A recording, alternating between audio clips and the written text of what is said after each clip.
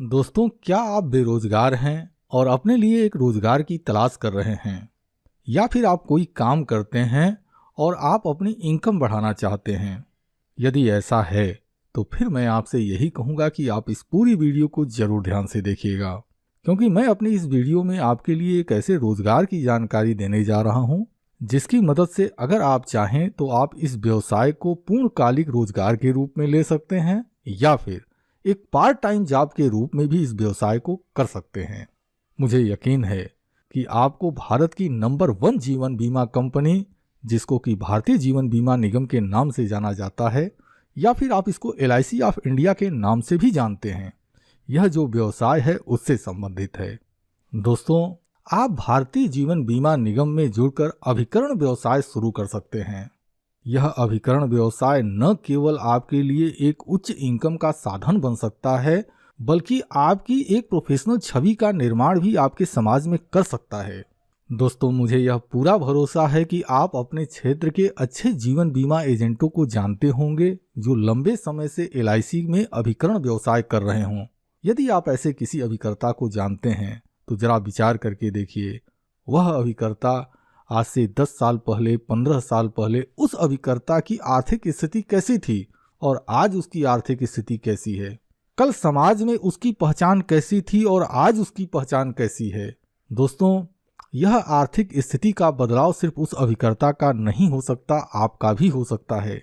समाज में ऐसी प्रोफेशनल छवि का निर्माण सिर्फ ऐसे अभिकर्ताओं का ही नहीं हो सकता, आपका भी हो सकता है, बशर्ते जरूरत है सही समय पर सही कदम उठाने की। दोस्तों, मुझे अब पूरा भरोसा है कि आपके मन में यह सवाल उठ रहा होगा कि एक LIC के अभिकर्ता को क्या फायदा होता है। तो चलिए, आपके प्रश्न का उत्तर मैं बारी बारी से देने की कोशिश करता हूँ। LIC का अभिकर्ता, या सामान्य तौर पर आप उसको LIC के एजेंट के नाम से जानते हैं। जब एक LIC एजेंट लंबे समय तक काम करते हुए चला जाता है तो उसकी जो आय होती है वह बहुत ज़्यादा बढ़ जाती है। एक अनुमान के अनुसार एक औसत काम करने वाला अभिकर्ता भी अगर वह 8 से 10 साल अपनी एजेंसी करते हुए चला जाता है तो वह महीने के 1 लाख 1.5 लाख रुपए तक कमा सकता है, और लोग कमाते हैं।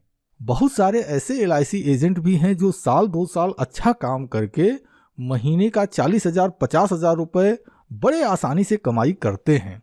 दोस्तों, LIC में एजेंटों को दूसरा बहुत बड़ा लाभ होता है, और वह लाभ यह होता है कि LIC प्रति माह कोई न कोई पुरस्कार लॉन्च करती है। LIC अपने एजेंटों को विभिन्न तरह के लक्ष्य देती है, और यदि कोई एजेंट उस लक्ष्य को पूरा करता है तो उसको जो कमीशन मिलने वाला होता है वह तो मिलता ही मिलता है, लेकिन उसके साथ में जो पुरस्कार LIC जो घोषित करती है, LIC उस पुरस्कार को भी उस एजेंट को दे देती है, और यह भी उस एजेंट के लिए बहुत बड़ा लाभ साबित होता है। दोस्तों, यदि आप LIC के कुछ एजेंटों को जानते होंगे तो मुझे यह तो यकीन है कि आपको भी यह पता होगा कि LIC के हर अभिकर्ता के पास कम से कम 2 व्हीलर गाड़ी तो आपको देखने को मिल जाएगी। लेकिन शायद आपको यह पता नहीं होगा, LIC अपने एजेंटों को, जो एजेंट अच्छा कारोबार करते हैं, उनके लिए LIC 2 व्हीलर 4 व्हीलर, घर बनाने के लिए पेमेंट, स्टाफ रखने के लिए पेमेंट LIC देती है। जो एजेंट LIC में क्लब मेंबर अचीव करते चले जाते हैं उनको इस तरह के लाभ मिलते हैं। कोई ऐसा LIC का एजेंट जो LIC में बहुत बढ़िया काम करता है, LIC अपने खर्चे पर उसको और उसके जीवन साथी को देश में और विदेशों में घूमने का मौका देती है।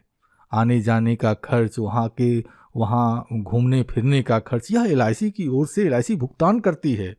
अब दोस्तों, यकीनन आपके मन में यह होगा कि आप इन चीज़ों की जानकारी प्राप्त करें, या फिर हो सकता है कि आप चाहते हो कि LIC में एजेंट बनने की प्रक्रिया क्या है, इसके विषय में आप विस्तार से जानें।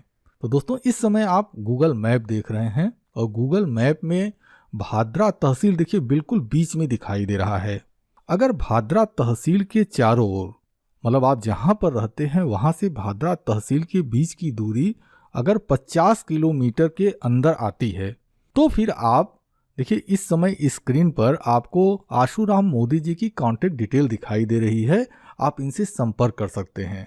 स्क्रीन पर इनका मोबाइल नंबर और इनकी ईमेल आईडी दी गई है, तो आप अपनी सुविधा अनुसार, अगर आप नज़दीक में हैं तो आप डायरेक्टली इनका पता दिया हुआ है, आप आशुराम मोदी जी से जाकर संपर्क कर सकते हैं। और यदि आपकी दूरी आशुराम मोदी जी के घर से ज़्यादा है तो फिर आप उनके मोबाइल नंबर पर कांटेक्ट करके आप उनसे बातचीत भी कर सकते हैं।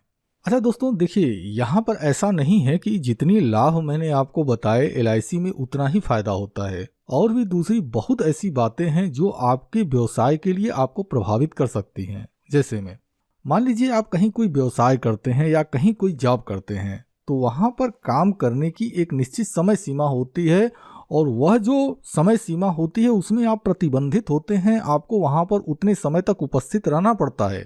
लेकिन यह जो LIC अभिकर्ता का कारोबार होता है उसमें जो समय सीमा होती है उसको आप खुद निर्धारित करते हैं। आप जितना काम करेंगे उस हिसाब से आपको उतना फायदा होगा। यानी कहने का अर्थ क्या है? कहने का अर्थ यह है कि यदि आप चाहें तो आप अपने LIC की एजेंसी को होल टाइम जॉब के रूप में ले सकते हैं या फिर आप एक साइड बिजनेस के तौर पर अपनी LIC की एजेंसी को कर सकते हैं। दोस्तों LIC में काम करने का एक दूसरा बहुत बड़ा और बहुत ही महत्वपूर्ण पॉइंट आप कह सकते हैं यह भी है कि देखिए, अगर आप किसी जॉब में जाते हैं तो वहाँ रिटायरमेंट की एक सीमा होती है। मतलब जब आपकी एक एज हो जाती है तो उसके बाद आप चाह कर भी काम नहीं कर सकते। लेकिन LIC में ऐसा नहीं है। LIC में आप जब तक चाहें, आपकी इच्छा पर निर्भर करता है कि आप अपने आप को किस उम्र में रिटायरमेंट करना चाहते हैं। दोस्तों अगला महत्वपूर्ण बिंदु यह भी है कि देखिए, LIC ने कुछ क्राइटेरिया निर्धारित किया हुआ है। यदि आप उस क्राइटेरिया को फुलफिल करते हैं तो आप LIC से ग्रेजुएटी के भी हकदार होते हैं।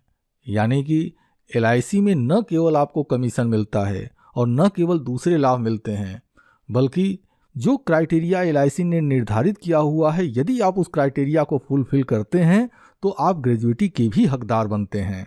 अब दोस्तों मुझे यकीन है कि आपके मन में अगला सवाल यह होगा कि अगर मैं LIC में एजेंट बनना चाहता हूं तो एजेंट बनने के लिए रिक्वायरमेंट क्या क्या है। तो आइए आपके इस प्रश्न का भी उत्तर मैं आपको दे देता हूं। सबसे पहले रिक्वायरमेंट एज की आती है। यदि आपकी उम्र 18 साल से लेकर 60 साल के बीच में है तब फिर आप LIC में अभिकर्ता बनने के लिए रजिस्ट्रेशन कर सकते हैं। अगर आप एक ग्रामीण क्षेत्र के निवासी हैं तब आपकी जो मिनिमम एजुकेशन है वह कक्षा 10 जरूर पूरी होनी चाहिए। और यदि आप शहरी क्षेत्र के निवासी हैं तब आपको कम से कम कक्षा 12 की परीक्षाओं को उत्तीर्ण करना अनिवार्य होगा। दोस्तों भारतीय जीवन बीमा निगम में अभिकर्ता बनने के लिए तीसरा और जो सबसे महत्वपूर्ण शर्त है वह यह है कि आप शारीरिक और मानसिक रूप से पूर्णतः स्वस्थ होने चाहिए और आप भारत के नागरिक होने चाहिए। तो दोस्तों यदि आप इन शर्तों को पूरा करते हैं तो आप LIC में अभिकर्ता बनने के लिए आवेदन कर सकते हैं। अब आपके मन में यह सवाल होगा कि यदि हम LIC में अभिकर्ता बनने के लिए आवेदन करते हैं तो हमको कौन कौन से दस्तावेज देने होंगे। दोस्तों LIC में अभिकर्ता बनने के लिए आपको हाई स्कूल का जो अंक प्रमाण पत्र होता है उसकी छायाप्रति जमा करनी होती है। इसके बाद नवीनतम मतलब हाल की खिंची हुई कम से कम 6 फोटो आपको देनी होगी। इसके बाद आधार कार्ड की छायाप्रति, पैन कार्ड की छायाप्रति और बैंक पासबुक की छायाप्रति आपको जमा करनी होगी। तो दोस्तों फिर देरी किस बात की है। आशुराम मोदी जी का कॉन्टैक्ट डिटेल इस समय आपको आपके स्क्रीन पर दिखाई दे रहा है। आप उनके ऑफिस में जाकर या फिर उनके मोबाइल नंबर पर कॉल करके या फिर उनके ईमेल आईडी पर मेल सेंड करके उनसे संपर्क कर सकते हैं। आपकी सुविधा के लिए यदि आप LIC में एजेंट बनना चाहते हैं तो LIC एजेंट का रजिस्ट्रेशन फॉर्म भी इस वीडियो के डिस्क्रिप्शन बॉक्स में और पिन कमेंट सेक्शन में दिया जा रहा है। आप उस पर क्लिक करके रजिस्ट्रेशन फॉर्म भर सकते हैं। दोस्तों वीडियो के आखिरी में एक बात और कहना चाहता हूँ। कहना यह है कि यदि आपकी जानकारी में कोई ऐसा व्यक्ति है जो बेरोजगार है और रोजगार की तलाश कर रहा है या फिर कोई ऐसा व्यक्ति है जो अपनी इनकम बढ़ाना चाहता है तो आप उसको भी हमारी इस वीडियो को जरूर शेयर कर दें। आपने हमारी इस पूरी वीडियो को ध्यान से देखा, इसके लिए आपको दिल से बहुत बहुत धन्यवाद।